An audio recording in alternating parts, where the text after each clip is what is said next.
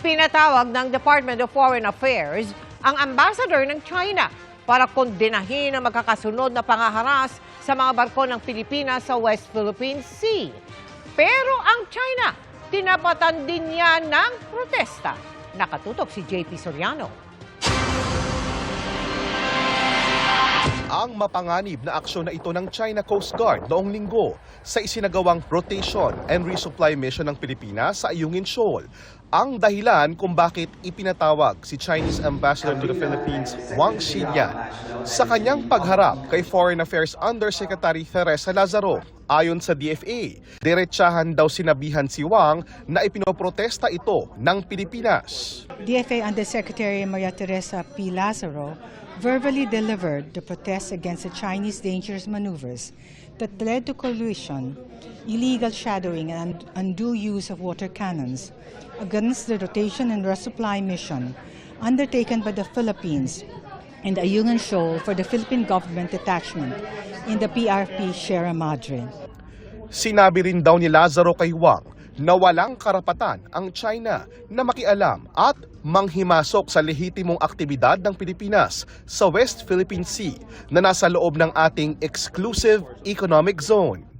Direct its vessels to cease and desist from its illegal actions against Philippine vessels and to stop interfering in legitimate Philippine government activities or lingering in the waters around Ayungin Shoal and doing any action that violates the Philippine sovereign rights and jurisdiction. Hindi lang ang insidente sa Ayungin Shoal ang ipinoprotesta din ng Pilipinas, kundi pati ang insidente sa Bajo de Masinloc.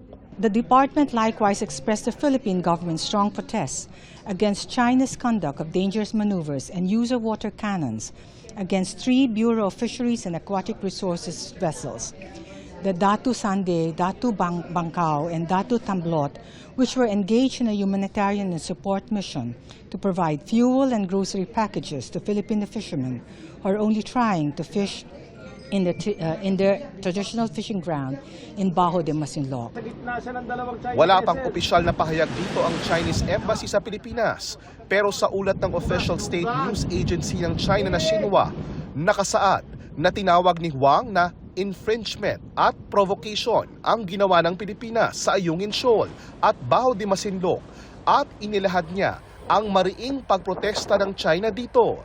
Idiniin daw ni Wang na teritoryo ng China ang mga ito at meron daw silang sovereign rights sa mga isla sa South China Sea. Hinimok daw ni Wang ang Pilipinas na tigilan ang mga aksyon nito at bumalik sa pakikipagdialogo.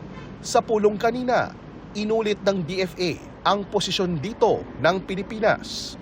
The same messages were likewise conveyed by the DFA and the Philippine Embassy in Beijing to the Chinese Ministry of Foreign Affairs in the previous days.